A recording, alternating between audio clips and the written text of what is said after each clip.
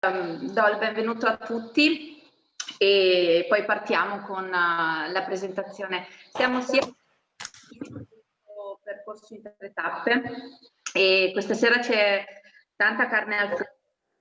Il mio intento era di fare sintesi e di spiegarvi brevemente le scene più importanti che riguardano il ciclo della Cappella degli Scrovegni, in particolare le storie della vita di Cristo, le storie della passione, morte e poi il giudizio universale.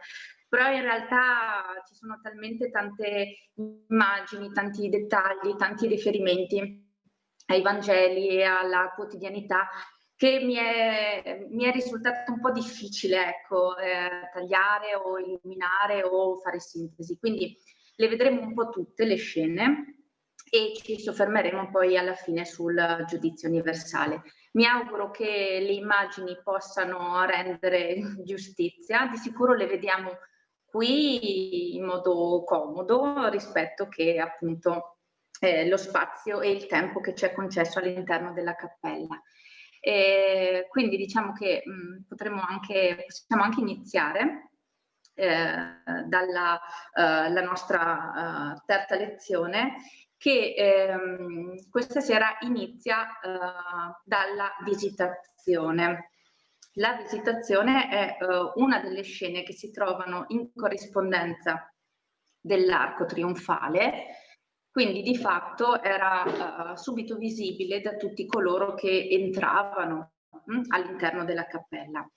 Si trova in corrispondenza dell'arco, la parete destra, subito sotto la scena della Maria Annunciata. Non so se Mauro possiamo partire, iniziare con la presentazione. E lo sviluppo. Scusami Alice se ti interrompo un attimo, dovresti abilitarmi per abilitare la condivisione schermo del partecipante, così posso condividere.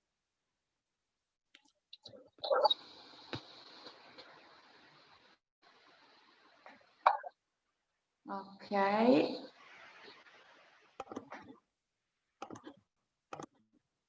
Aspetta, ancora non mi funziona.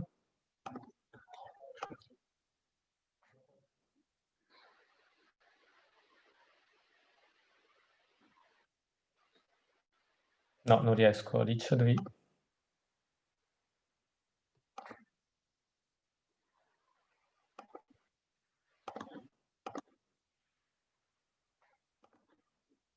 Perdonami, Veneto Segreto qui ne ho 2. Allora, aspetta che riappaio, così mi vedi quale. Sono questo qui. Ah no, mi ha interrotto. Tu vedi quello che sta parlando, vedrai l'audio che si muove sul microfonino, la cosa verde piccolina. Sì? Ok, devi abilitare la condivisione dello schermo del partecipante.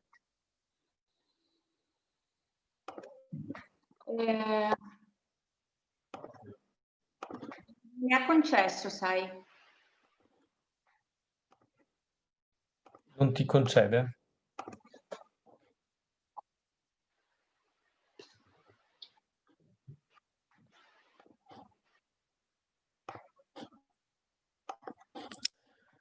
No, allora Alice, fai una cosa, rimettimi come host, cioè come ospite. Fai clic sul tasto destro, selezioni la mia immagine, tasto destro e mi rimetti ospite. L'hai fatto? No. Sì.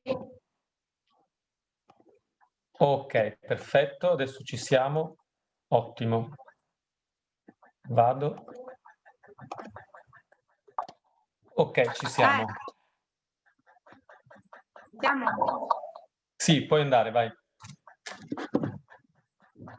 Perfetto, sì, allora questa è l'immagine che ci accoglie e che è appunto la Vergine che si trova in corrispondenza della volta. È un po' il simbolo di questo nostro corso. Eccoci in corrispondenza dell'arco trionfale. Quindi questa è l'immagine che tutti vedevano subito appena entrati all'interno della Cappella degli Scrovegni e come vedete la scena della visitazione si trova appena sotto la Maria Annunciata. e l'altra volta ne abbiamo parlato chiaramente dell'Annunciazione.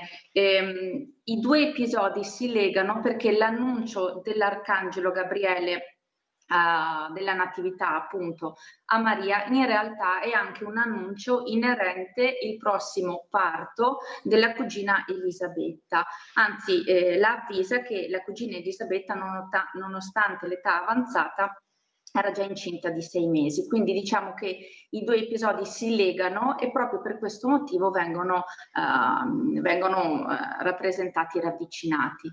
Io vi ho messo un dettaglio, ecco, di questo affresco che si riferisce proprio all'incontro, all'abbraccio di Maria e la cugina Elisabetta, perché Maria, non appena avuto la novella della gravidanza della cugina, nonostante l'età avanzata, l'età matura, decide subito di mettersi in viaggio e di andarla ad incontrare. Quindi qui Giotto ci presenta proprio questo incrocio di sguardi tra Maria la Vergine e appunto Elisabetta. Tra l'altro vedete come le due donne sono connotate in modo diverso per quanto riguarda i tratti fisionomici. Abbiamo la Vergine che è rappresentata in modo nobile, regale e chiaramente è molto giovanile, mentre Elisabetta è rappresentata con un tono un po' più scuro della pelle e anche con delle visibili rughe appunto attorno agli occhi e anche attorno alla bocca, proprio ad indicare la sua età avanzata.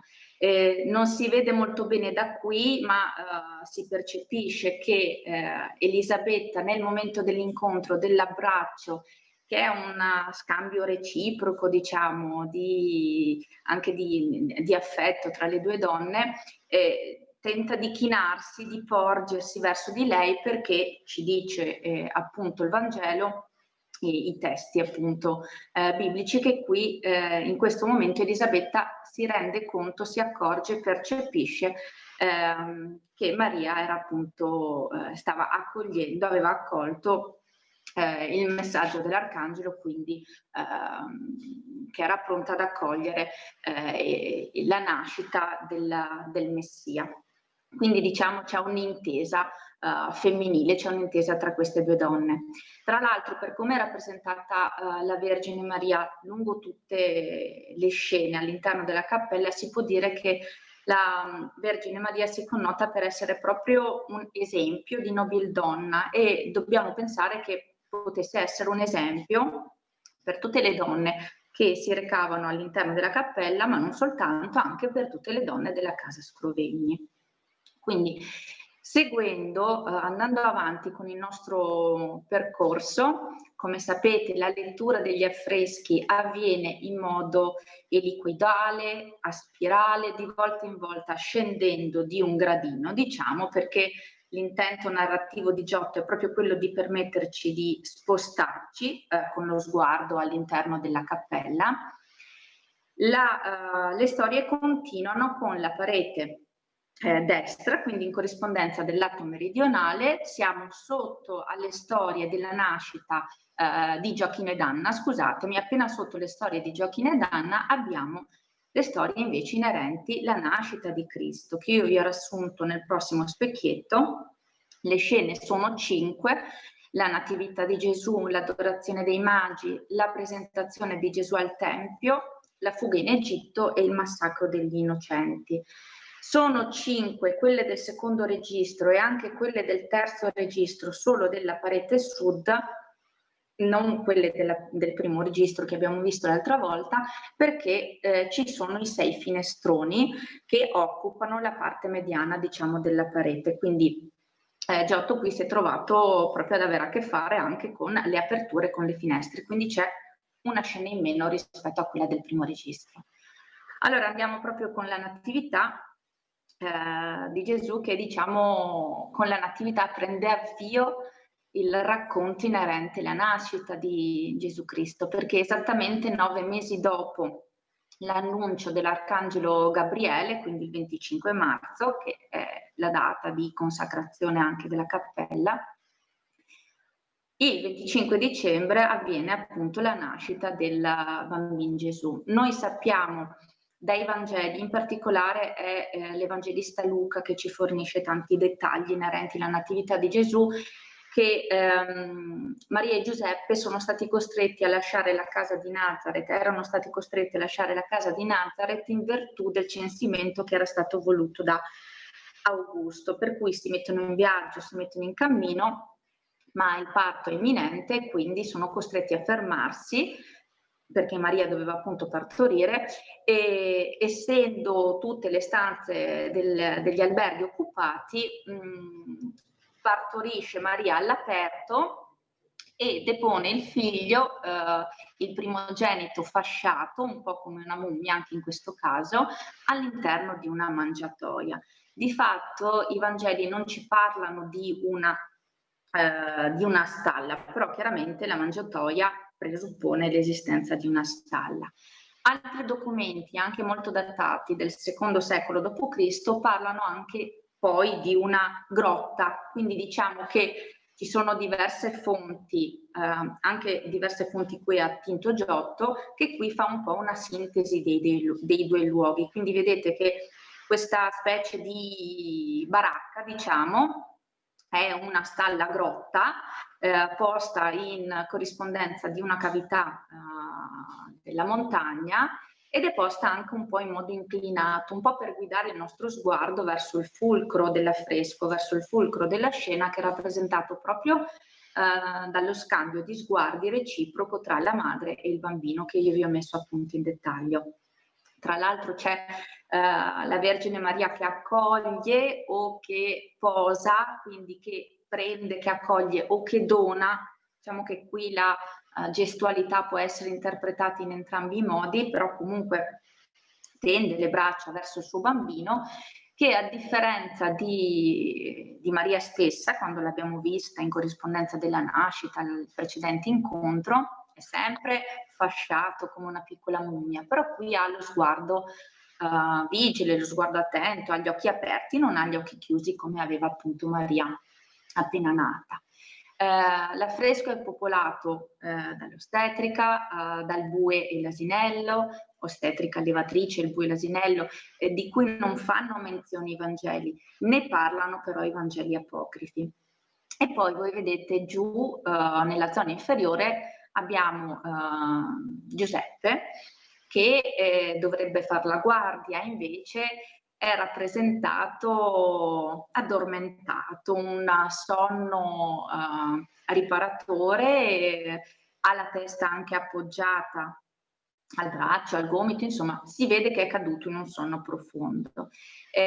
Non è da interpretare come una diciamo mancanza di attenzione, però attraverso la rappresentazione di Giuseppe addormentato si vuole comunicare l'estraneità della paternità di Giuseppe nei confronti del primogenito, perché lui sarà il padre putativo, non è il padre biologico, quindi è un atteggiamento che comunica appunto il disconoscimento del figlio che è arrivato appunto che ha una natura divina, che è arrivato per intervento divino. Tutti i tre personaggi principali e anche gli angeli hanno l'aureola, che è simbolo di vita gloriosa ed eterna, tuttavia il bambino Gesù ha questa aureola con un nimbo crociato, come vedete, che è un po' prefigurazione del suo futuro, insomma, quindi del suo sacrificio, della sua passione e crocifissione. In alto ci sono gli angeli che si rivolgono verso il cielo, proprio perché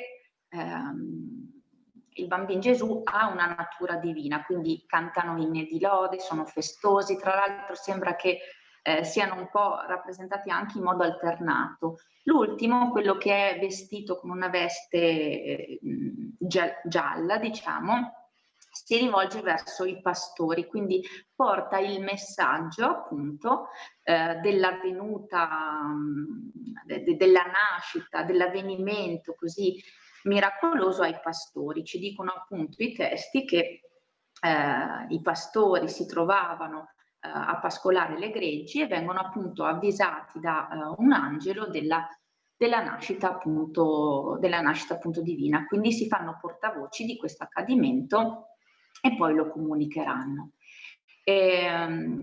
L'affresco è per lo più caratterizzato, come vedete, per quanto riguarda il paesaggio, dalla presenza di queste montagne che occupano quasi tutto l'affresco e viene lasciata solo una piccola porzione di cielo visibile.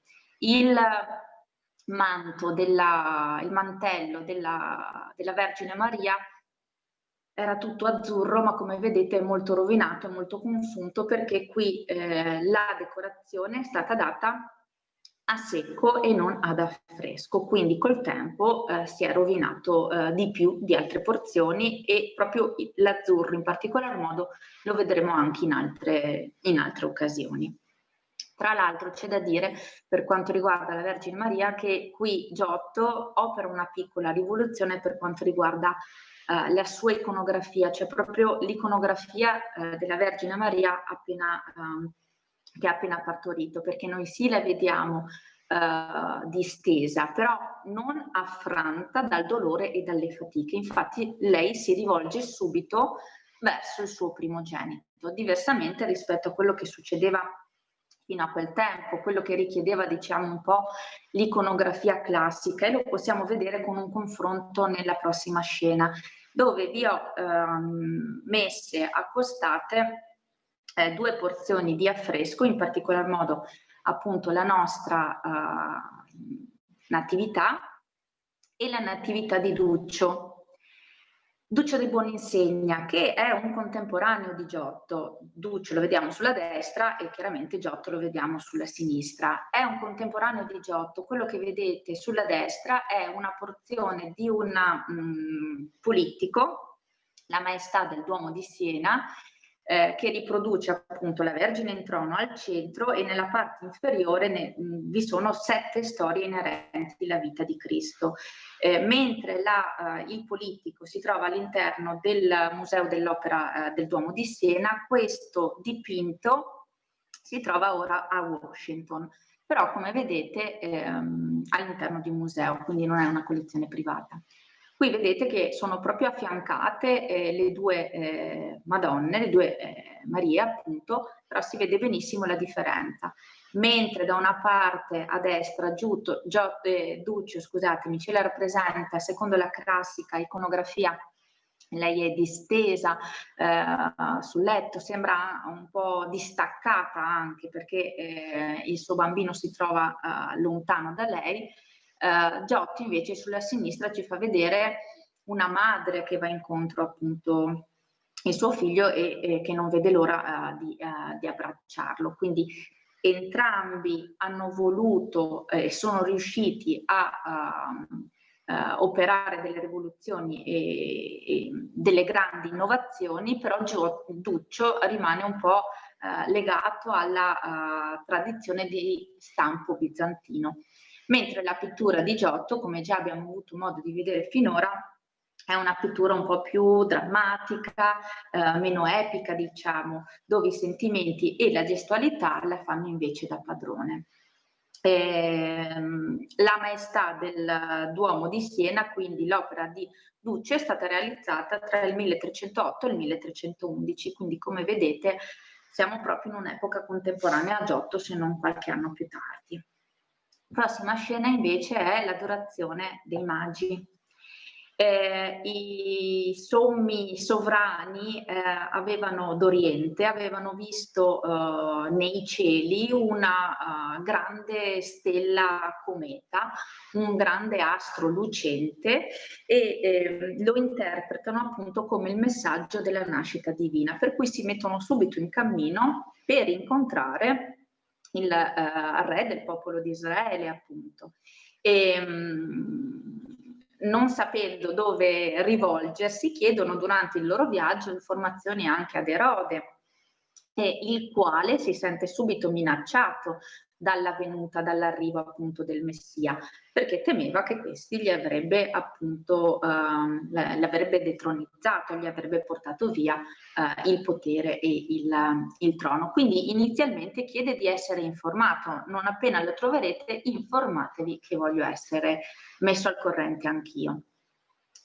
I sommi sovrani seguono la stella cometa che poi si ferma in corrispondenza appunto della baracca, la stessa che abbiamo visto prima. Qui in realtà è un po' messa meglio, magari Giuseppe riesce anche un po' a sistemarla subito dopo. Infatti vediamo il bambino Gesù che rispetto alla natività è un po' più cresciuto, è sempre avvolto in fasce, però ha anche un mantello verde e dorato. Vi è quindi la Sacra Famiglia rappresentata, perché abbiamo Giuseppe, Maria e abbiamo il bambino Gesù, a fianco ci sono degli angeli. Uno di questi tiene tra le mani una pisside, molto probabilmente, che è uno dei primi doni che vengono portati dai Re Magi. Non sappiamo quanti fossero i Re Magi e quali fossero i doni che portarono appunto in offerta, perché i Vangeli non ne parlano, non indicano neanche i nomi di questi sommi sovrani. Poi la tradizione cristiana li ha classificati come 3 e ha anche indicato tra i doni oro, incenso e mirra, come sappiamo, che sono 3 doni che hanno una particolare simbologia e una fortissima valenza.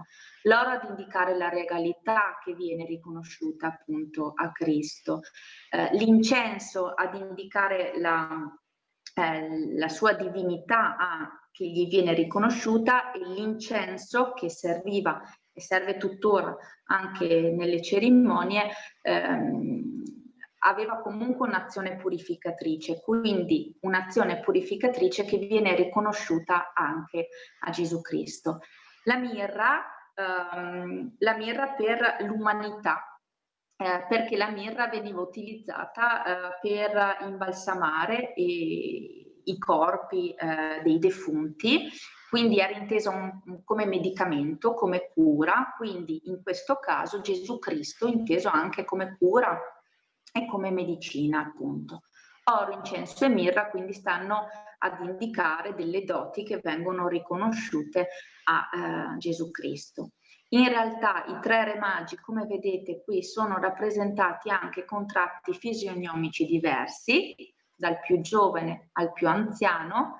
Abbiamo il più giovane in piedi sulla sinistra, abbiamo invece un sovrano un po' più maturo, quello che vedete al centro, sempre in piedi con la barba di colore grigiastro, e poi invece abbiamo un altro sovrano, quello che vedete inginocchiato, con barba e capelli invece bianchi, inginocchiato nell'atto di baciare i piedi del bambino Gesù.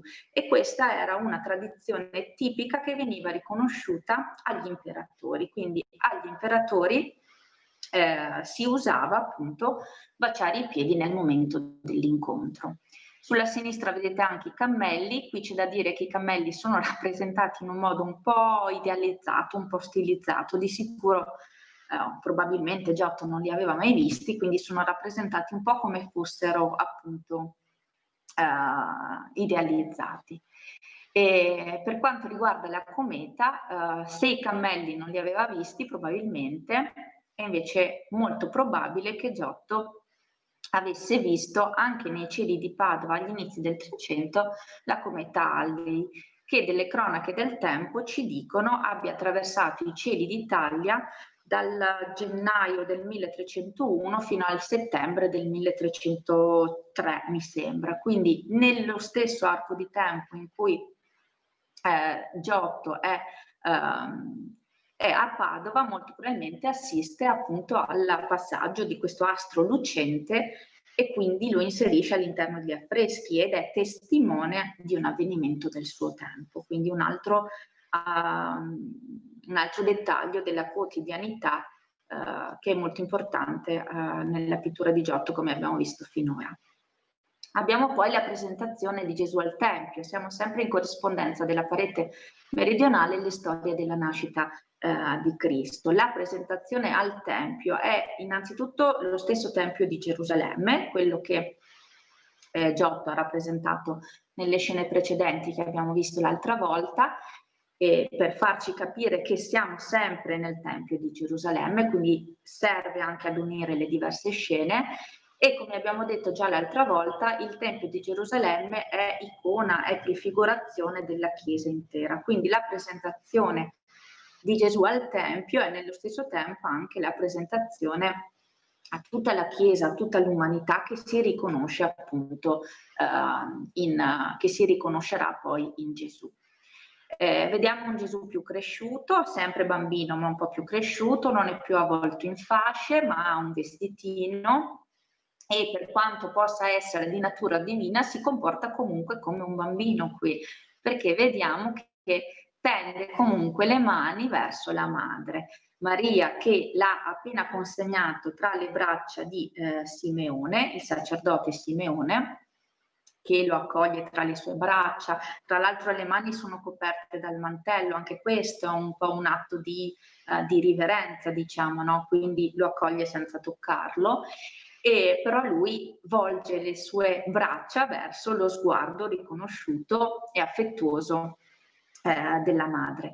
Il momento della presentazione al Tempio corrisponde con la circoncisione di Gesù secondo la pratica del popolo ebraico e corrisponde anche alla purificazione di Maria in quanto partoriente, purificazione che avveniva di solito all'incirca 40 giorni dopo il parto, per lavare le impurità legali, così erano dette, legate appunto all'atto di partorire, quindi legate appunto al parto.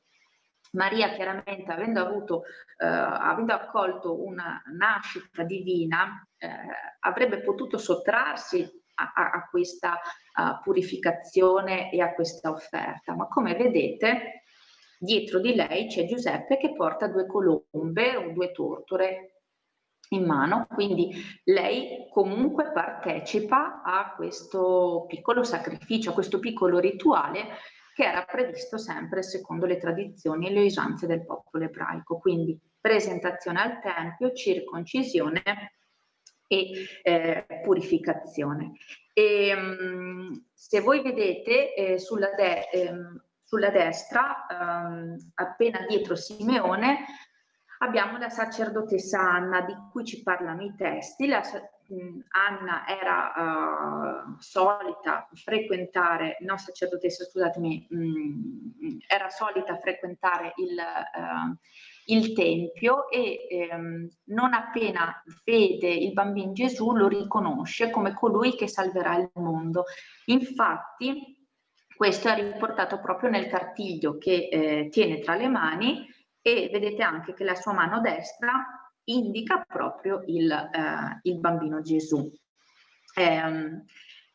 Dice appunto il cartiglio, poiché in costui avverrà la redenzione del mondo. C'è da dire però che questo non è tratto dai Vangeli, però è tratto sempre dai Vangeli apocrifi. Anna comunque l'aveva riconosciuto. E poi abbiamo la fuga in Egitto. Perché? Perché i sommi sovrani, i re magi, non avevano avvertito Erode della nascita del Messia. Avevano fatto un viaggio alternativo di ritorno e Erode si sente appunto beffato di questo e quindi ordina, comanda che vengano uccisi tutti i bambini al di sotto dei 2 anni, in modo da essere sicuro di eliminare questo futuro messia che si stava aspettando. La fuga in Egitto è premonizione del massacro che vedremo successivamente, ed è anche un viaggio simbolico verso le insidie, i tormenti, le tensioni, le difficoltà della vita. Infatti la Sacra Famiglia era stata avvisata in sogno da un angelo dell'imminente massacro, quindi di notte, il giorno prima, si mettono in viaggio proprio per scampare a questo pericolo e proprio per fuggire, diciamo, da questo pericolo della morte imminente. Vedete che la Vergine Maria si trova al centro, sta abbracciando il bambino Gesù. Si trovano sopra un asinello e vedete quel personaggio, quel garzone che tiene le briglie dell'asino è vestito di nero, però sulla testa tiene una ghirlanda di edera. Ecco, anche questa simbologia, una legata al colore e una legata alla pianta, sono da intendere un po' come premonizione del lutto, della morte, quella imminente del massacro dei bambini, cui il bambino Gesù riuscirà a scampare, e quella futura appunto della morte e crocifissione per la salvezza di tutta l'umanità.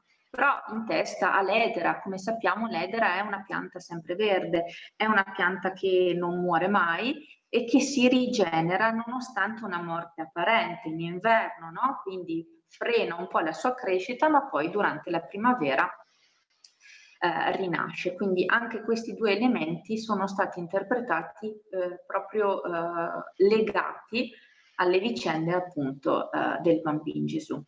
E poi abbiamo il massacro degli innocenti.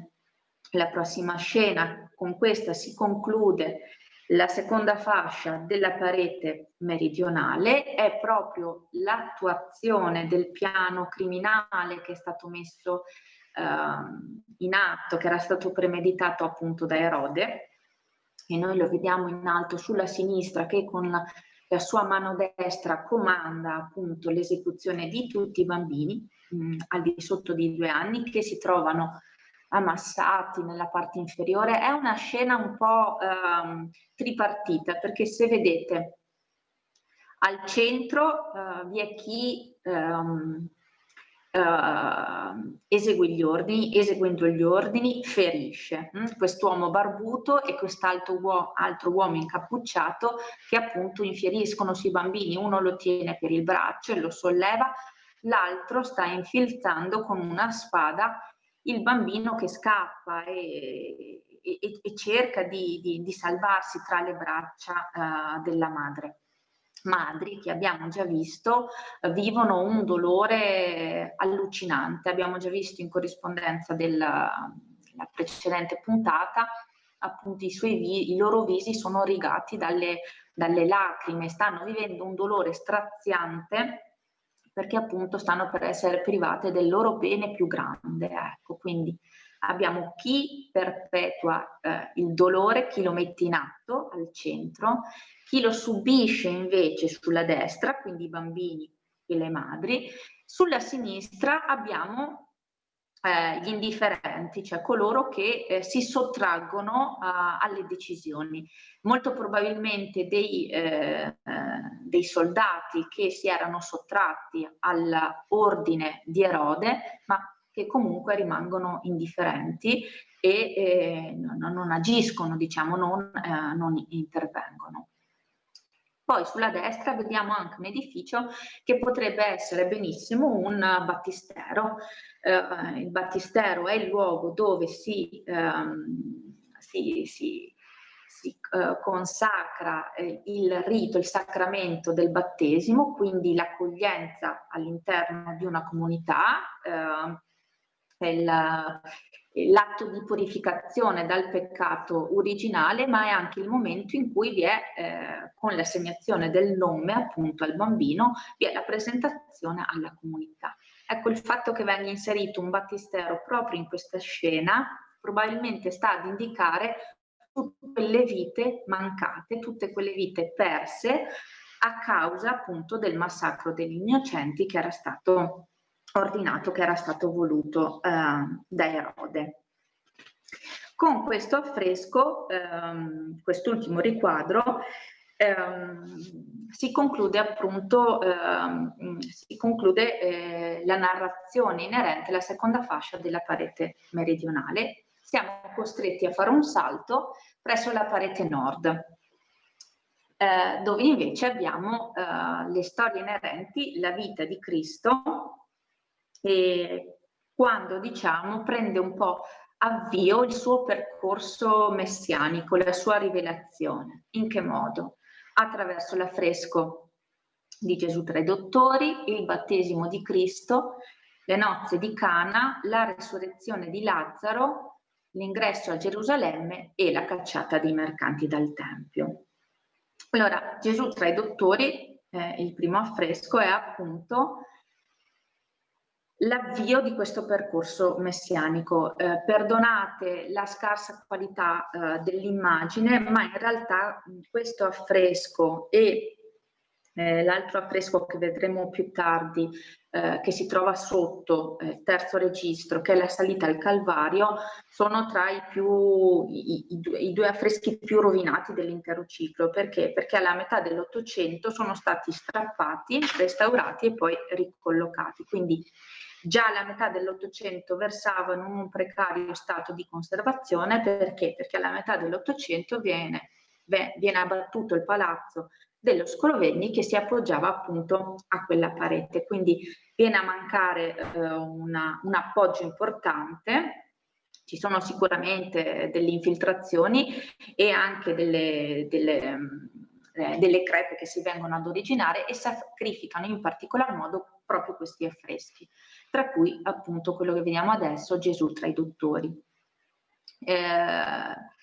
I Vangeli ci narrano che durante la festa della Pasqua ebraica, la Sacra Famiglia, Maria, Giuseppe e Gesù dodicenne, in questo caso è già dodicenne, si recano a Gerusalemme per assistere ai festeggiamenti.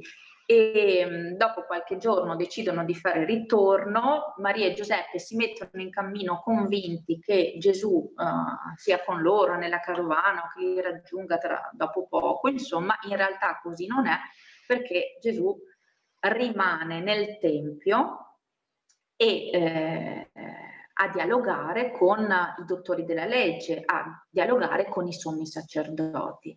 Non appena se ne accorgono, Maria e Giuseppe, i genitori, fanno quindi ritorno a Gerusalemme e lo cercano per 3 giorni finché lo trovano appunto all'interno del Tempio. E molto probabilmente qui Giotto ci presenta questo momento, il momento dell'incontro, ritrovamento tra i genitori e il figlio. Giuseppe probabilmente vorrebbe sgridarlo, perché lo vediamo che è un po' irrigidito nei suoi gesti, nella sua gestualità. Invece la Vergine Madre protende le mani verso di lui proprio per riprenderselo, per portarselo a casa. E anche Gesù Bambino, che è il punto focale, dodicenne scusatemi, che è il punto focale di tutto l'affresco, si trova proprio al centro tra il consesso dei sommi sacerdoti, si rivolge anche lui verso la madre, molto probabilmente pronunciando la celebre frase, perché la madre lo stava cercando: non sapevate che io devo occuparmi delle cose del Padre mio. Quindi si trovava qui in corrispondenza di questo consesso di sacerdoti proprio perché doveva parlare di tutto quello che riguardava il suo percorso messianico, appunto. Quindi qui questa gestualità sta proprio ad indicare questo dialogo tra la madre e il figlio. Abbiamo poi il battesimo, subito dopo, il battesimo di Cristo. Con il battesimo di Cristo Dio Padre sancisce finalmente una nuova alleanza con il suo popolo. Dio Padre qui è rappresentato in alto, al centro, indica con la mano destra il figlio che si trova nelle acque del fiume Giordano, pronto per il battesimo. Nell'altra mano tiene un libro, molto probabilmente il libro degli insegnamenti, e il suo irrompere nella scena in realtà era un messaggio di luce, perché come vedete c'è tutta questa fascia bianca subito sotto di lui e fino a sopra la testa di Cristo. Tra l'altro è proprio questa luce che illumina le 2 montagne che voi vedete a destra e a sinistra. Qui l'affresco è molto rovinato, al punto da non rendere quasi più riconoscibile neppure la colomba dello Spirito Santo che si trova tra il Dio Padre in alto e Gesù Cristo appunto al centro. Quindi tra queste 2 figure dovrebbe esserci appunto la colomba dello Spirito Santo in realtà si intravede una piccola ala. La scenografia è molto semplice eppure incisiva. Abbiamo due speroni rocciosi, uno a destra, uno a sinistra. A sinistra abbiamo degli angeli, i Vangeli non ne parlano, però qui vengono inseriti gli angeli che hanno pronte le vesti per ricoprire, per coprire, per proteggere Gesù Cristo non appena fosse uscito dalle acque del Giordano. Tra l'altro notate anche i colori e la simbologia legata appunto ai colori, una veste rosso purpureo ad indicare il sacrificio e la passione, e una veste che era azzurra ad indicare la sua natura appunto divina. Sulla destra abbiamo un discepolo vestito in azzurro, assorto. Abbiamo un apostolo che molto probabilmente è Andrea, perché fu un grande sostenitore del Battista e fu tra i primi seguaci di Gesù Cristo. E poi abbiamo appunto Giovan Battista, che è riconoscibile al di là del mantello soprattutto per la veste di pelliccia che porta sotto, questo mantello rosato che era consona a chi abitava, diciamo, chi viveva nelle fredde notti appunto del deserto. Sappiamo dai Vangeli che il Battista voleva forse un po' sottrarsi a questo ruolo perché si sentiva non indegno di battezzare Cristo, però sicuramente inferiore a lui, quindi non se la sentiva di ricoprire questo ruolo. E probabilmente ci chiedono di poter vedere con il mouse la colomba che si trova tra le mani di Dio Padre e la testa del Cristo. Appunto proprio qui si vede un po' più sulla destra l'ala appunto della colomba che arriva fino al nimbo appunto all'aureola, scusatemi, del Battista. Spero sia intuibile, se non altro, quale fosse la sua posizione e dimensioni in origine. Allora, come vi dicevo, Giovanni Battista si sentiva inferiore, quindi non degno di questo ruolo, ma è proprio Gesù Cristo che lo invita a battezzarlo, quindi probabilmente le sue mani protese verso di lui stanno appunto vogliono sottolineare questo invito a ricevere il battesimo. Battesimo che però in questo caso non avviene per aspersione, ma avviene per immersione.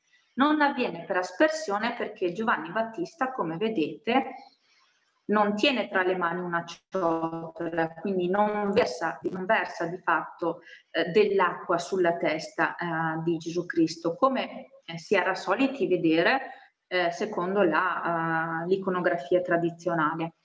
Eppure i capelli di Gesù Cristo molto probabilmente sono bagnati perché sono molto spessi, compatti e sono molto attaccati, diciamo, alla testa e al collo, e comunque lui si trova all'interno delle acque del Giordano.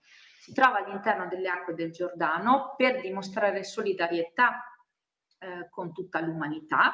Infatti il rito del battesimo avveniva in questo modo, però qui non vi è il versamento dell'acqua sulla testa, quindi qui il battesimo che viene impartito è per immersione, perché non vi è la necessità di lavare il peccato originale, perché appunto non vi è peccato originale. Quindi se da una parte si vuole sottolineare la natura divina di Gesù Cristo, dall'altra comunque si vuole rappresentare la sua vicinanza all'umanità tutta. Ecco perché lui si trova appunto nelle acque del Giordano. Con la prossima scena invece abbiamo le nozze di Cana. Le nozze di Cana rappresentano il primo miracolo pubblico, diciamo, di Gesù Cristo, quindi la sua prima rivelazione sotto forma di miracolo, quando in corrispondenza appunto delle nozze avvenute a Cana. Quindi qui Giotto ci presenta banchetto nuziale. Siamo all'interno di un ambiente chiuso che però è decorato con questo bellissimo loggiato traforato nella parte superiore e nonostante sia un ambiente chiuso è nello stesso tempo uno spazio dilatato, perché le due pareti laterali sembrano sono state dilatate, appunto, scusatemi la ripetizione, aperte probabilmente per permettere di disporre meglio tutti gli ospiti che partecipavano appunto al banchetto. Vediamo Gesù Cristo sulla sinistra, c'è Pietro, vi è la sposa, vi è anche la Vergine Maria e c'è la celebre figura dell'assaggiatore di vino, questo goloso uomo panciuto che assaggia il vino che ha appena attinto dalle giare, le 6 giare che si trovano di fronte a lui. Tra l'altro la forma panciuta delle giare si collega un po' alla forma panciuta di questo assaggiatore, di questo maestro del banchetto, è stato diversamente indicato. Il miracolo è appunto la trasformazione dell'acqua in vino che avviene appunto per opera di Gesù Cristo. Alla fine del banchetto era venuta a mancare l'acqua e quindi Gesù Cristo ordina di riempire le giare di acqua che si trasformano appunto in vino. La trasformazione dell'acqua in vino è anche simbolicamente, diciamo, un passaggio dall'Antico al Nuovo Testamento, perché mentre Mosè aveva fatto appunto fece sgorgare dalla roccia le acque, in questo caso l'acqua invece viene trasformata appunto in vino. Subito dopo le nozze di Cana abbiamo la risurrezione di Lazzaro e anche qui è un grande miracolo appunto che fa Gesù Cristo. Dà la vita, ridona la vita a Lazzaro che era morto, ridonando la vita a Lazzaro, riportandolo in vita, lui si presenta come colui che può permettere la risurrezione di tutta l'umanità che crede in lui, perché chi crede in lui, come dirà appunto con le sue parole, chi crede in me non muore in eterno. Queste parole vengono pronunciate a Marta, una delle 2 sorelle di Lazzaro. Maria e Marta, le 2 sorelle, si trovano in questo caso rappresentate proprio prostrate ai piedi di Gesù Cristo in atto di riverenza. Marta in particolar modo, scusatemi, non voleva che fosse scoperta la lastra della tomba perché temeva del risultato che poteva vedere e soprattutto temeva anche dei miasmi, forti odori che potevano uscire appunto dalla tomba.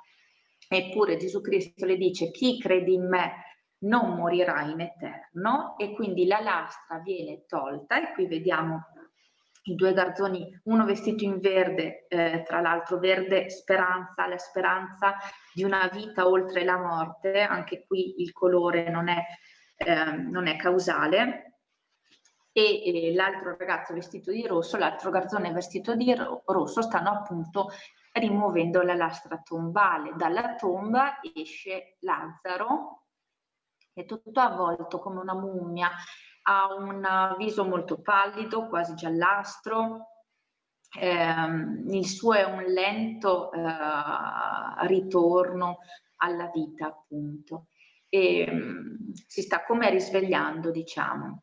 Dietro di lui alla destra c'è una donna che si copre il volto appunto per cercare di allontanare o proteggersi comunque dai forti odori, dai miasmi, e l'uomo che sta invece sciogliendo le bende, quello che si trova invece a sinistra di Lazzaro, è vestito di giallo, quindi sempre il colore del cambiamento, questo cambiamento che può avvenire proprio con la resurrezione per opera di di Gesù Cristo. Quindi Gesù Cristo è la risurrezione e la vita, è riprodotto in rosso e in blu, che sono i tipici colori, il rosso appunto della passione e il blu come colore soprannaturale.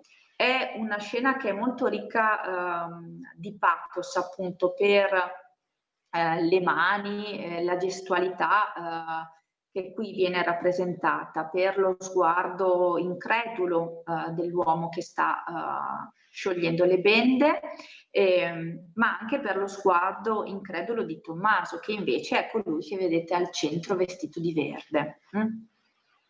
Tommaso che voleva essere presente e vedere da vicino per assistere appunto alla scena.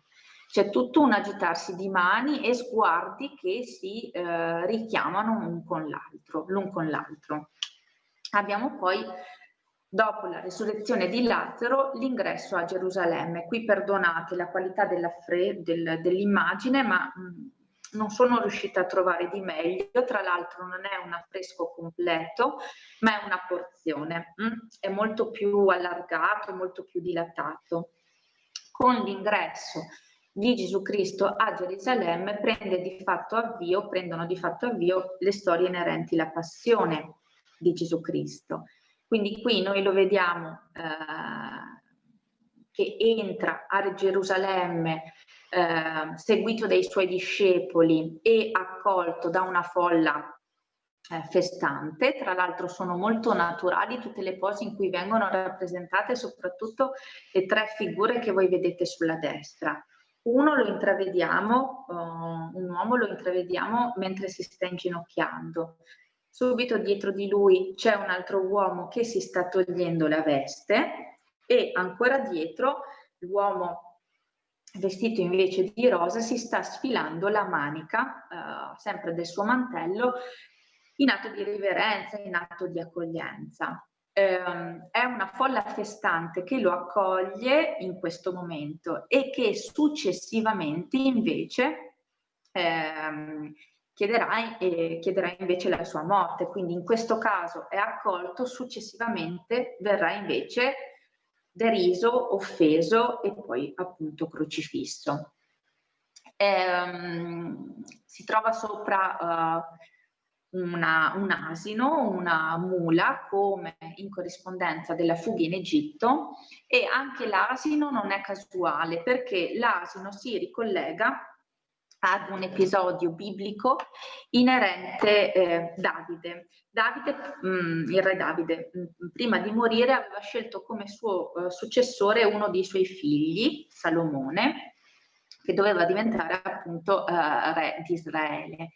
E quando lo invita a prendere appunto il trono, lo manda a chiamare, diciamo, dicendo che deve salire sopra l'asino, il suo asino, l'asino appunto del re. Quindi in questo caso l'asino è un animale molto importante perché viene associato appunto alla regalità. In alto noi vediamo dei giovanetti che probabilmente si stanno facendo spazio tra i rami per poter vedere meglio, ma c'è anche un giovanetto, quello sulla sinistra, che sta strappando dei rami di ulivo o molto probabilmente di palma, perché la festa delle capanne era una festa molto importante in corrispondenza della Pasqua ebraica, in cui si era soliti portare delle piante, tra cui appunto la palma, in corrispondenza del Tempio. Questa palma, tra le altre, viene appunto citata nella Torah. Quindi molto probabilmente qui Giotto fa riferimento ancora una volta a un'usanza, a una tradizione del popolo ebraico. Con la scena invece successiva si conclude con la cacciata di mercanti, che qui invece non è rappresentata, e poi passiamo in corrispondenza dell'arco trionfale con il tradimento di Giuda. Quindi siamo di nuovo in corrispondenza dell'arco trionfale, la parte di sinistra, non destra, quella da cui è partita la narrazione di questa sera, E questo è uno degli affreschi più importanti dell'intero ciclo, perché di fatto è il simbolo del peccato, diciamo, no? Giuda che decide di trasformarsi da amico, confidente e anche tesoriere del gruppo, perché lui era il tesoriere degli apostoli, quindi il suo peccato è ancora più grave, è vestito di giallo, ad indicare il cambiamento che sta avvenendo in lui in questo momento, quindi si sta trasformando da amico a traditore.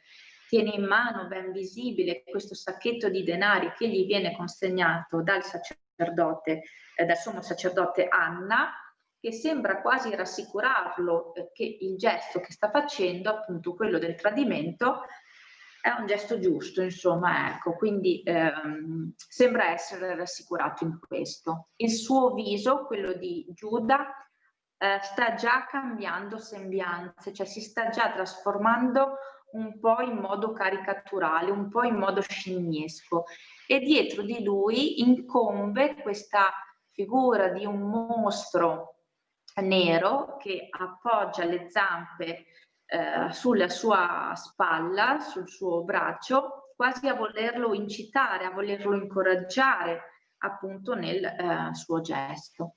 Questo affresco si trova in parallelo alla visitazione, quella che abbiamo visto all'inizio del nostro racconto. Quindi mentre sulla destra c'è la visitazione, a simboleggiare la generosità e l'amore nell'accoglienza appunto di un figlio, da quest'altra parte invece in parallelo sulla sinistra con il tradimento invece di Giuda possiamo vedere a che cosa porta invece l'odio e l'avidità portano al tradimento e poi appunto anche alla morte successivamente. Quindi diciamo che molto probabilmente l'impaginazione di questi, di tutti gli affreschi, ma in particolar modo di questi, è stata particolarmente studiata e da Giotto e dallo Scrovegni, di modo che fossero proprio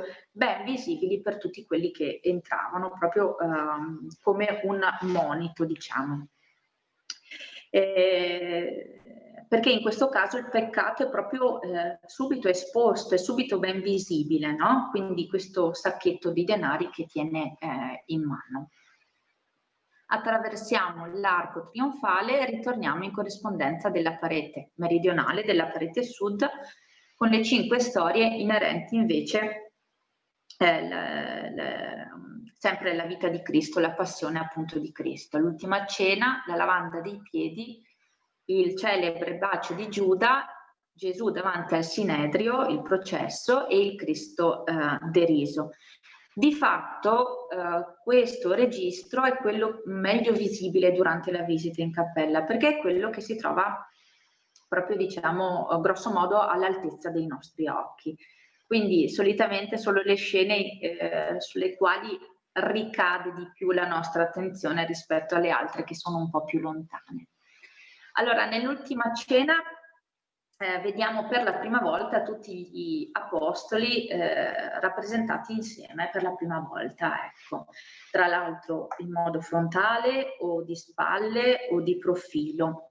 Sono tutti seduti su una panca e per suggerire la profondità, guardate che cosa fa qui Giotto, se lo notate, le vesti degli apostoli, quelli che ci danno le spalle, sono più chiare sopra la panca e sono più scure invece sotto, chiaramente, perché appunto sotto la panca non c'è la luce diretta, quindi già questo ci aiuta a suggerire un livello di profondità nella scena. Tra l'altro le vesti sono tutte diverse, ciascun apostolo è connotato con un costume particolare, un vestito particolare e con dei colori particolari che vengono ripresi durante in tutte le scene, diciamo. Qui che cosa vediamo? Ve l'ho messo anche nel dettaglio. Sulla destra vediamo Gesù Cristo, alla sua destra vi è Pietro, che poi prenderà un po' il suo posto come seguace sulla terra, scusatemi, e sulla sinistra, avevo già in mente la testa, Giovanni, il prediletto di Gesù Cristo, che appoggia la sua testa sul petto, sul petto di Gesù Cristo. Probabilmente per familiarità, non per stanchezza. Qui molto probabilmente viene rappresentato il momento in cui Gesù Cristo comunica che qualcuno tra di loro lo tradirà. E si tratta di colui che sta intingendo la mano con il pane, con un tozzo di pane nella stessa ciotola. Quindi voi vedete le mani di Giuda, che è rappresentato in giallo, e le mani di Gesù Cristo che appunto convergono verso lo stesso punto. Le aureole, come vedete qui, sono tutte scure, ma non sono scure intenzionalmente, si sono ossidate col tempo, quindi sono diventate scure con il tempo, ma erano tutte dorate. È rimasta dorata, come notate, quella di Gesù Cristo in particolar modo. La scena successiva è quella della lavanda dei piedi. In realtà ci dicono i Vangeli che la lavanda dei piedi non è successiva all'ultima cena. La lavanda dei piedi interrompe l'ultima cena, che poi viene ripresa, e solo in un secondo momento Gesù Cristo rivelerà che qualcuno appunto lo stava per tradire. Però in questo caso qui Giotto ha invertito le scene per permettere un parallelismo, anche in questo caso, l'ho già fatto altre volte, abbiamo visto, con una scena superiore. Allora, subito sopra questo affresco della lavanda dei piedi vi è l'adorazione dei magi, dove abbiamo visto che uno dei sommi sovrani si trova inginocchiato in atto di riverenza mentre gli sta baciando i piedi appunto da piccolo, a volte in fasce. Quindi per creare un'analogia, un parallelismo nell'iconografia, la lavanda dei piedi viene rappresentata dopo, subito sotto, proprio per questo motivo. Allora qui vediamo Gesù Cristo inginocchiato, ha questo panno che gli cinge i fianchi, che serviva appunto per lavare e poi asciugare i piedi dei discepoli. È un atto di purificazione che lui fa in questo momento, ma anche un atto di misericordia, un atto di amore e un atto di accoglienza, perché la lavanda dei piedi e anche la lavanda delle mani, insomma l'atto di purificare le mani, erano considerati come due riti molto importanti da farsi nei confronti dell'ospite, e solitamente era proprio il padrone stesso che faceva la lavanda dei piedi o eventualmente il servitore per esso. Quindi diciamo che questo rituale era molto importante presso il popolo ebraico e stava a significare una azione profonda di purificazione che si voleva permettere. Ecco, la stessa azione di purificazione che è possibile attraverso la salvezza che viene proposta da Gesù Cristo. L'edificio architettonico è lo stesso, quello dell'ultima cena e quello della lavanda dei piedi, per far capire appunto che siamo nello stesso ambiente. Quindi mentre l'affresco sopra ci rappresenta il bacio ai piedi di Gesù, quindi la regalità che gli viene riconosciuta, qui inginocchiandosi è l'atto di affettuosa misericordia che invece viene sottolineata. E poi abbiamo il bacio di Giuda, che è molto probabilmente uno degli affreschi più noti, più conosciuti, meglio visibili all'interno della Cappella degli Scrovegni, e riproduce appunto il celebre bacio di Giuda, che è il momento appunto del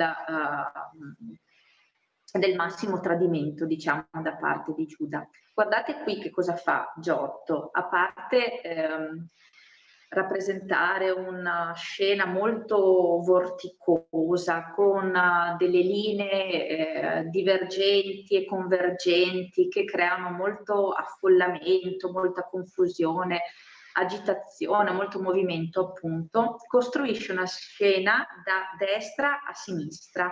Contrariamente rispetto alla maggior parte delle scene che abbiamo visto finora, la lettura qui è da destra a sinistra, quindi un po' al contrario, diciamo, fermandosi, arrestandosi, facendo cadere la nostra attenzione proprio al centro, laddove vi è questo bacio molto famoso e anche uno sguardo molto intenso, uno scambio appunto di sguardi tra Giuda e Gesù Cristo. Giuda che avvolge con il suo mantello quasi tutto il corpo di Gesù Cristo, che è tutto appunto coperto da questo mantello che lo copre. Tra l'altro, altri dettagli della scena, possiamo notare Pietro sulla sinistra che sta per tagliare con un coltello l'orecchio di uno dei servi degli armati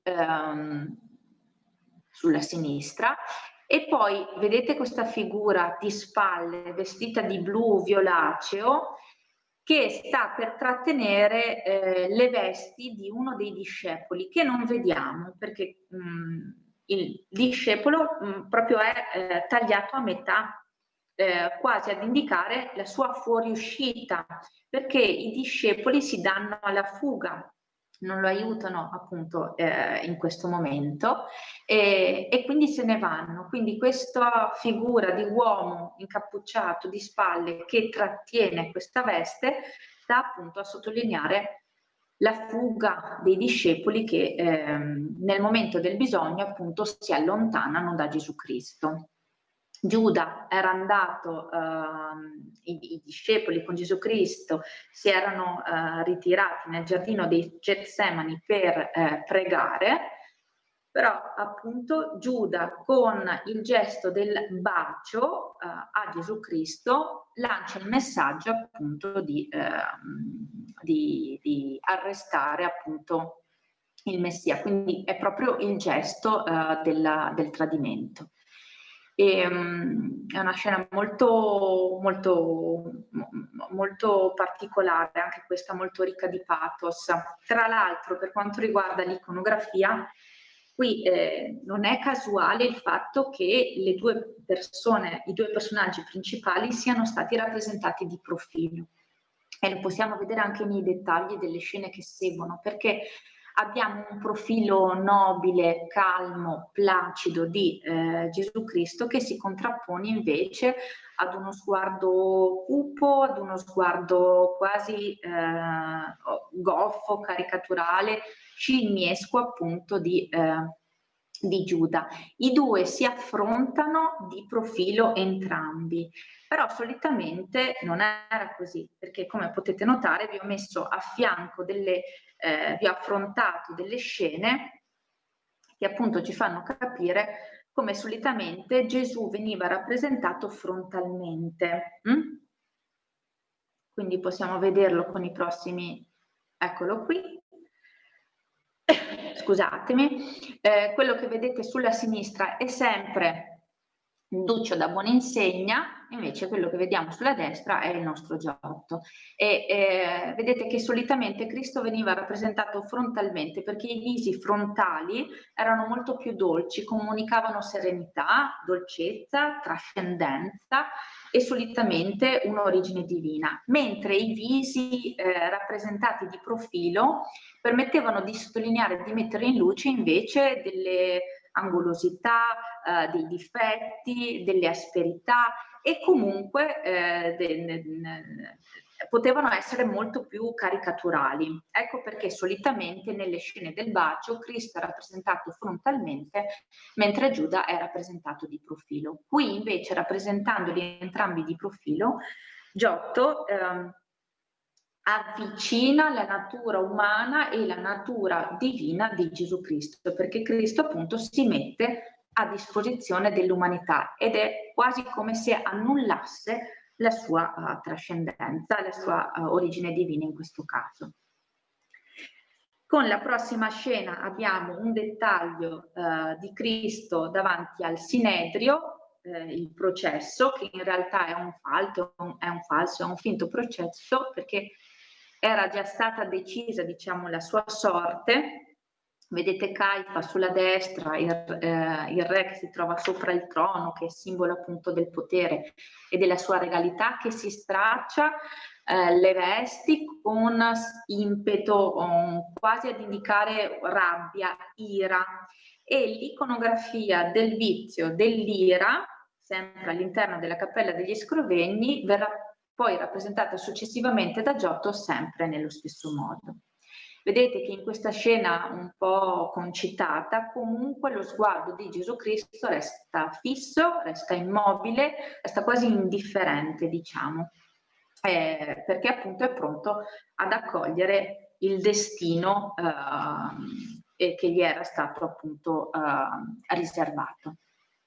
Cristo davanti al Sinedrio e Cristo deriso, la cui immagine non c'è, completano la narrazione del secondo registro della parete meridionale, e arriviamo quindi in corrispondenza dell'ultimo registro della parete nord con la salita al Calvario, la crocifissione e il compianto sul Cristo morto, la resurrezione, l'ascensione e la Pentecoste. Qui mi sono concentrata sulla crocifissione, il compianto e la resurrezione.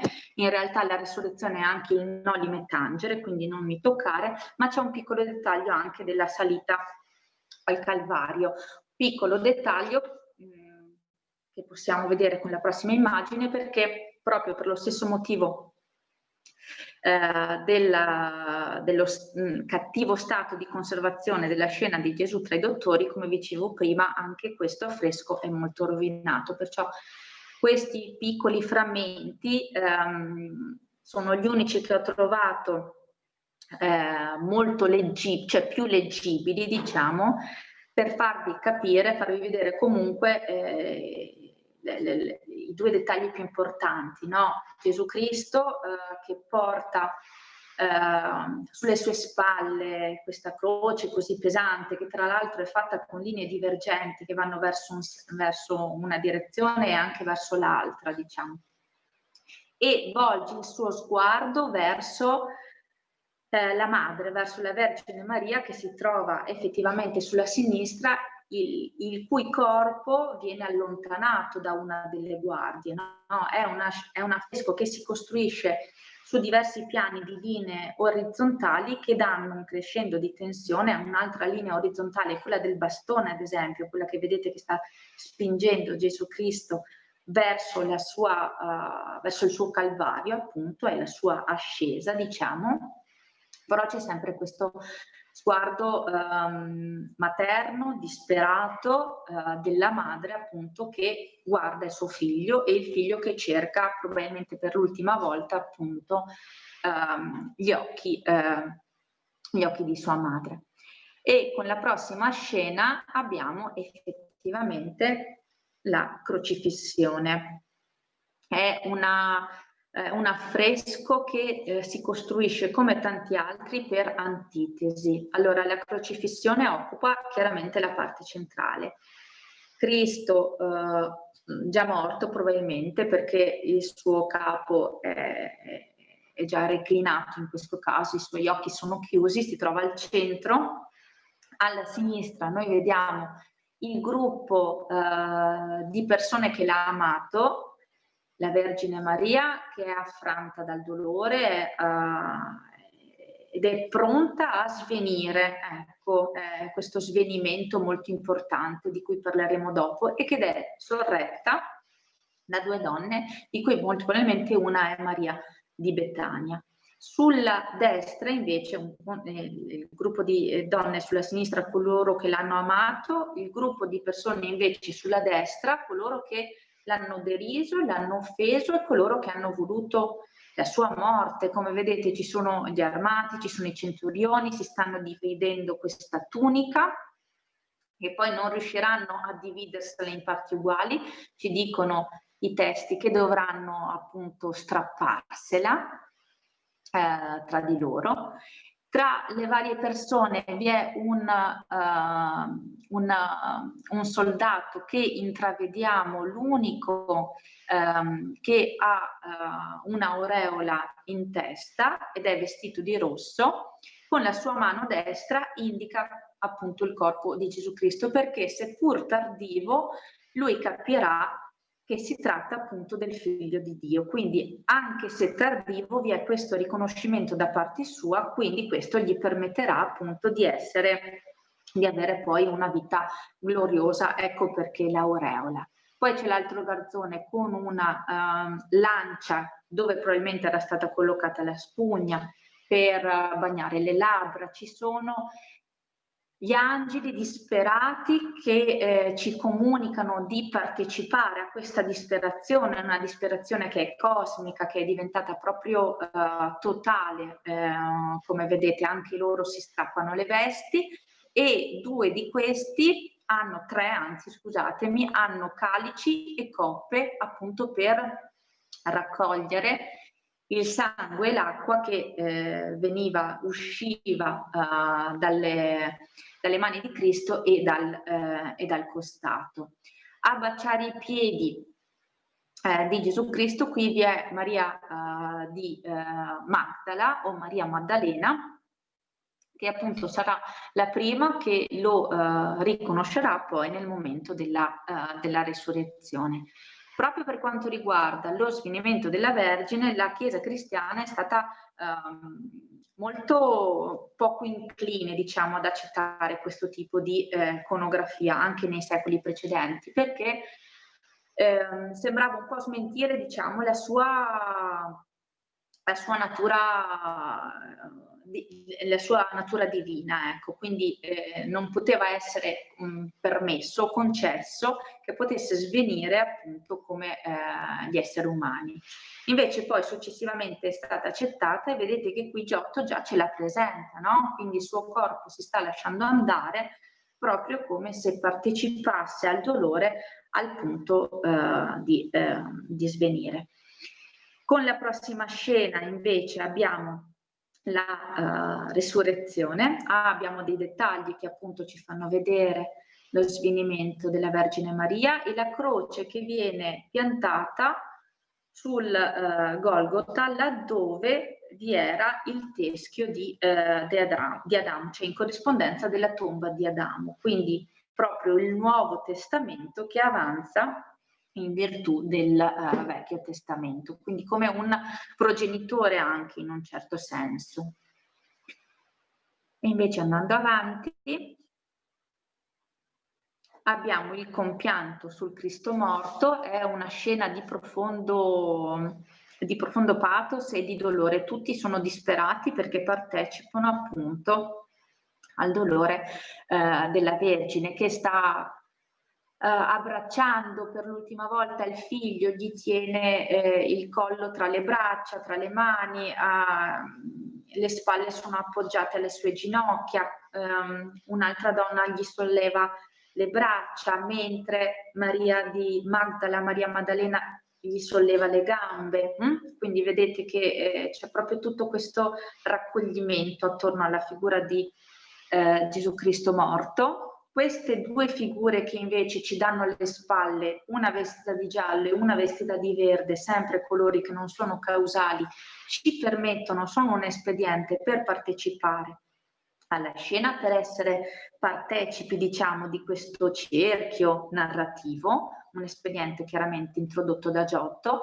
Vedete come Giovanni si dispera con le braccia proprio alzate dietro le sue spalle, diciamo, no? Quindi è proprio disperato, e come sono disperati anche tutti gli angeli che si trovano in cielo. Qui c'è un andamento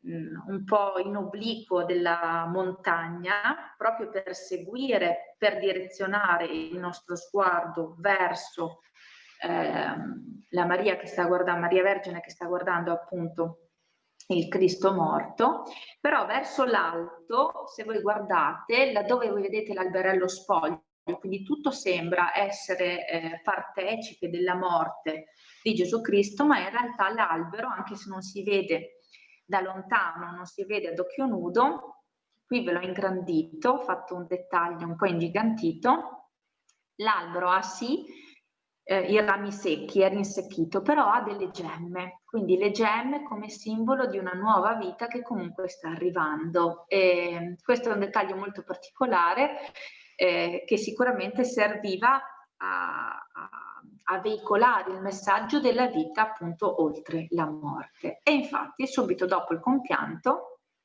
noi abbiamo la risurrezione. Il sepolcro appare aperto, cioè è aperto. Maria Maddalena subito si spaventa, è convinta che il corpo sia stato derubato, sia stato portato via, si rivolge verso la figura di Gesù Cristo, ma non lo riconosce subito, lo considera un giardiniere, e poi invece Gesù Cristo la chiamerà per nome e quindi lei riconoscerà in questa figura di risorto appunto Gesù Cristo, che però le dice: non mi toccare, non li mi tangere, ecco perché la allontana con il gesto della mano, perché lui in questo momento non è ancora asceso appunto al cielo. Subito dopo la risurrezione abbiamo l'ascensione e la Pentecoste che completano il ciclo di affreschi inerente appunto alla vita, la morte, la passione di Gesù Cristo, e approdiamo infine al giudizio universale. Non potevo non concludere senza un focus appunto su questo affresco che occupa tutta la controfacciata.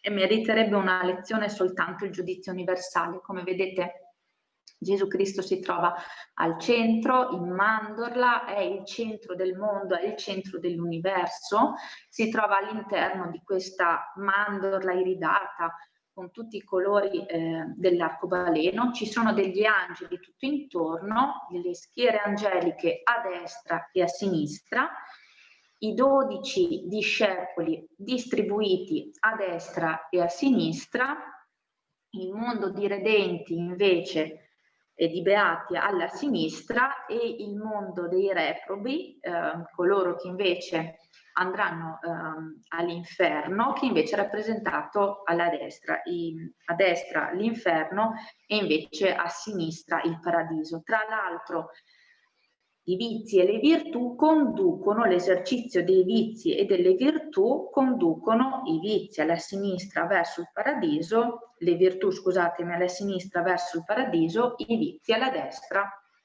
verso l'inferno. Ci sono dei dettagli anche di questo affresco che ho riprodotto con dei dettagli più avanti, perché al centro appunto abbiamo Cristo in mandorla, tra l'altro ci sono dei simboli anche in corrispondenza del suo trono che non è visibile chiaramente, però ai lati del suo trono ci sono delle rappresentazioni, degli affreschi che sono stati interpretati appunto come i simboli dei 4 evangelisti. Appena sotto il Cristo in mandorla abbiamo chiaramente la crocifissione, e ai piedi della crocifissione abbiamo il nostro caro Enrico Scrovegni mentre sta per donare appunto il modellino della cappella stessa alla Vergine Maria. Tra l'altro un raggio di luce ogni 25 marzo attraversa proprio quel spazio piccolissimo che c'è tra le mani di Enrico Scrovegni e le mani appunto della Vergine che sta per raccogliere il modellino stesso. Ogni 25 marzo entra appunto da uno dei finestroni che si trova presso il lato meridionale, quindi è anche un messaggio di luce e di salvezza molto simbolico appunto, come veniva interpretato. E poi ho fatto anche un focus sugli angeli. Gli angeli sono riprodotti con diversi colori, proprio perché ciascuno ha il suo ruolo e ciascuno veniva indicato con dei colori diversi. Si possono vedere con la prossima immagine.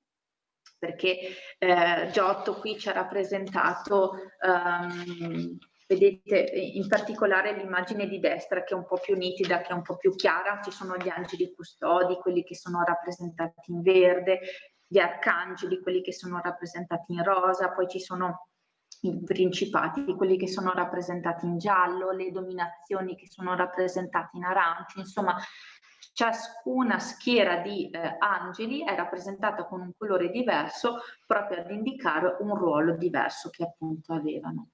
E poi invece nella parte inferiore abbiamo e da una parte il mondo dei beati e dalla parte invece il mondo dei dannati. È chiaramente uno degli affreschi che ha un altissimo valore simbolico, ma anche un altissimo valore anche iconografico. I dannati sono rappresentati per sineddo che per metafore rispetto ai peccati che hanno commesso in vita e che li hanno portati appunto all'inferno. Quindi significa che ciascuno è riprodotto secondo il peccato più grave che è stato commesso durante la vita. Le pene sono ben evidenti, sono sotto l'occhio di tutti, ci sono corpi che sono torturati, ci sono dei corpi che vengono tagliati, ci sono delle lingue che vengono attorcigliate, moltissimi corpi nudi, ci sono tanti personaggi che vengono rappresentati con un piccolo oggetto che li connotava, ci sono re, ci sono imperatori, ci sono dei religiosi, ci sono dei sacerdoti.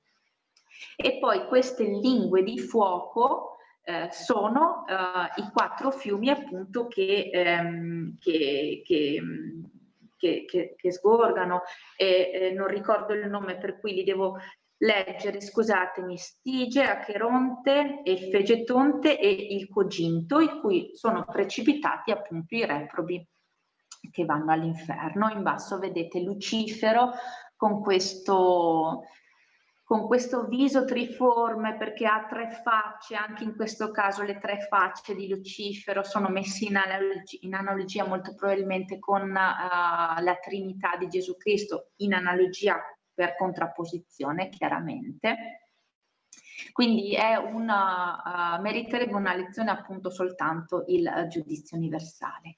E l'ultimo dettaglio, il prossimo, e qui concludo, perché credo di avere anche un po' sforato, abbiamo il nostro caro e buon Giotto che si rappresenta tra i beati ed è riconoscibile in questa figura con il cappello giallo. Molto probabilmente dietro di lui, come vedete, con questa corona d'alloro viene riprodotto Dante. Quindi a testimonianza di una domanda che qualcuno di voi mi aveva fatto, non ricordo se online oppure offline, mi si era chiesto se Giotto e Dante si erano conosciuti. Beh, molto probabilmente si conoscevano, sì, o comunque ciascuno conosceva la fama dell'altro.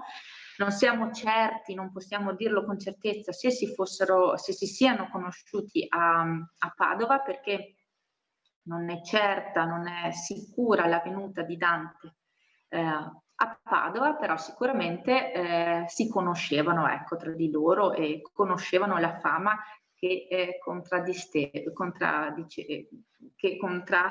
che identificava ciascuno di loro. Scusatemi, sto straparlando dopo 1 ora e mezza. Non so, Mauro, se ci siano delle domande o delle necessità di chiarimenti, se tutto è stato chiaro finora.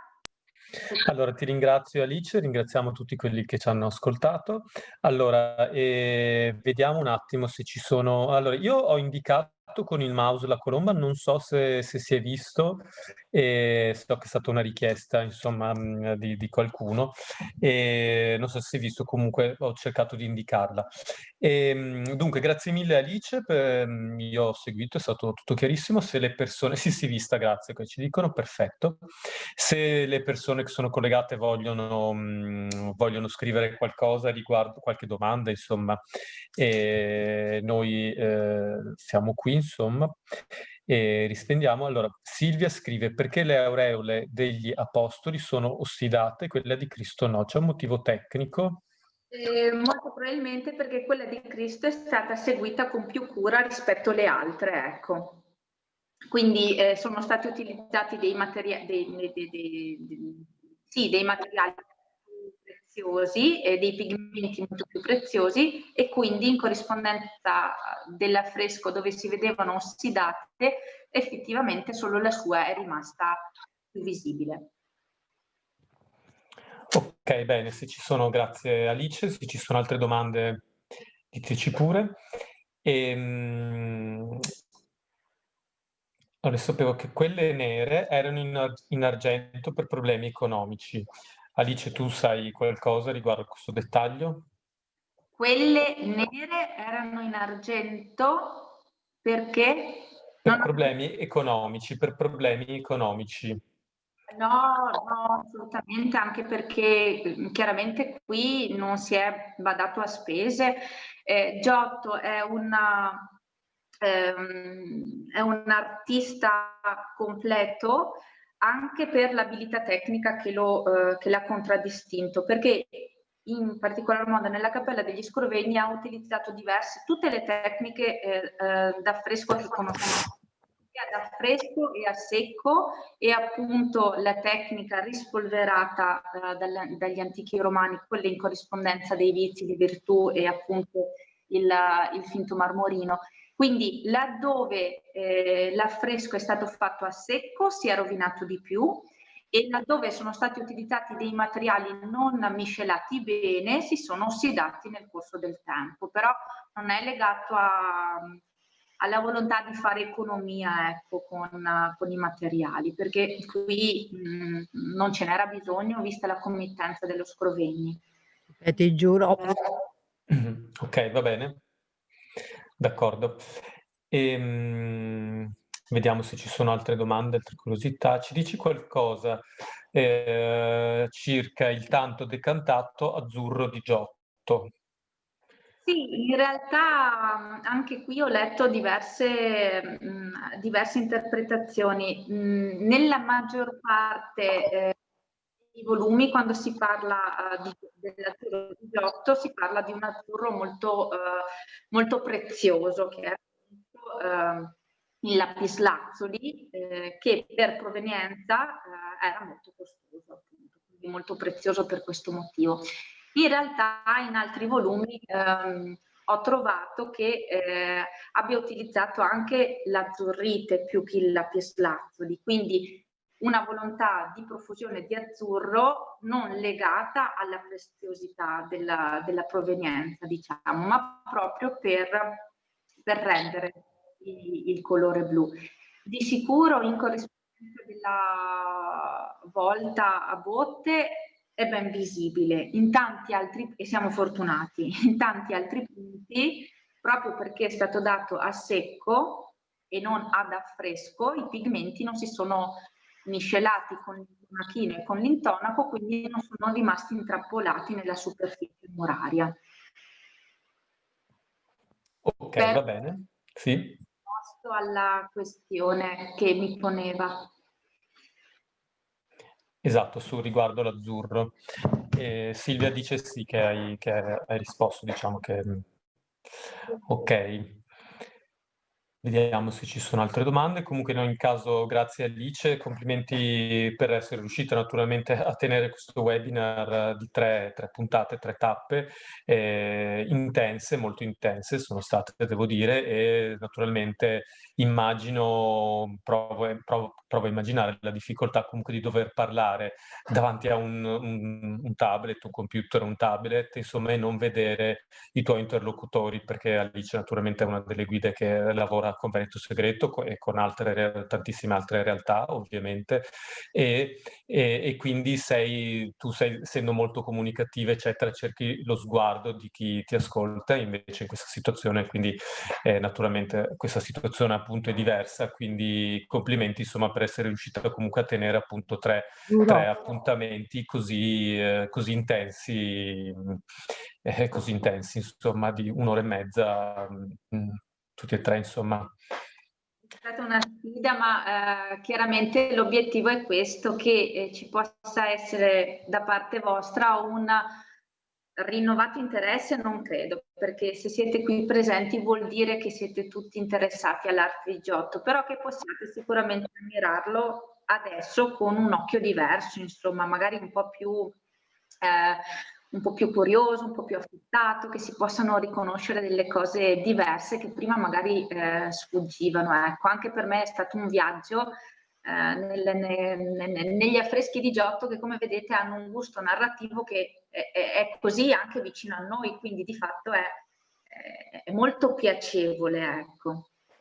Ok, ci sono molte persone che stanno ringraziando, Monica, Silvia, vi stanno scrivendo i ringraziamenti, non so se li leggi tu, Alice. E noi naturalmente ci auguriamo di poter tornare presto alla Cappella degli Scrovegni, organizzare una visita guidata con Veneto Segreto, ma anche insomma che si possa comunque ritornare ecco, alla normalità e potremo tornare a visitare questi splendidi tesori, gioielli che ci sono nel nostro territorio. E magari anche con Alice, speriamo, anzi ci fissiamo questo obiettivo che non appena riapriranno i musei e i luoghi insomma della cultura, noi potremo tornare a frequentarli prestissimo. Vediamo se ci sono altre domande nel frattempo, penso di no. A questo punto chiudiamo. Ringraziamo davvero tutti, soprattutto Alice che non si vede, sai, magari se vuoi fare un saluto così ti passo il ospite, così ti vediamo. Vediamo un attimo, così fai un ultimo saluto. Mi si vede? No, ancora no. No, attiva il video, prova ad attivare il video. Eccola, adesso stai per apparire, eccoti qua. Sono tornata. Ok. Sì, tutto è nato un po' per contrastare la noia del primo lockdown, quindi mi sono detta perché non rifugiarci in Giotto alla cappella, e poi c'è stata la proposta a voi che avete accolto subito e siamo qui, anzi siamo alla conclusione, quindi è nato tutto per gioco, eppure è stato un bel viaggio, una bella esperienza soprattutto per me. Il mio invito, proprio di fronte ad un nuovo lockdown temuto, speriamo di no, possibile per molti, il mio augurio è che comunque si possa continuare a gioire della bellezza dell'arte, della cultura, insomma, sotto tutti i punti di vista, quindi i monumenti, la musica, il cinema, tutto quello che adesso ci sembra molto difficile. Spero che possa essere un lontano ricordo un domani, se ci incontriamo alla Cappella degli Scrovegni o se ci andate, mi auguro che sia con un occhio diverso, ecco, pensando anche a tutto quello che abbiamo passato. Va bene, ringraziamo tutte le persone che ci stanno scrivendo, Monica che ci scrive che la bellezza ci salverà, e sì, per forza, e ci ringraziano per il webinar, ci invitano a farne altri, direi che accogliamo questa proposta, questo era è stato il primo, ma andremo sicuramente avanti con delle altre tematiche. E un ringraziamento speciale a Cécile che ci segue dalla Francia, mi stanno dicendo che ci segue dalla Francia, quindi c'è una persona appassionata anche dalla Francia, e speriamo che tornino anche gli stranieri a visitare le nostre bellezze, non solo noi naturalmente. E facciamo un saluto a quattro mani. Ciao, ciao a tutti. Ringraziamo tutti e teniamo informati naturalmente per le prossime iniziative e eventualmente un prossimo webinar che direi che è il momento di possiamo concretizzare ancora. Salutiamo tutti di nuovo, vi ringraziamo, un abbraccio virtuale a tutti. Ciao. Grazie, arrivederci a tutti. Ciao Alice, ciao, grazie mille, grazie a tutti. Ciao ciao. Giuro.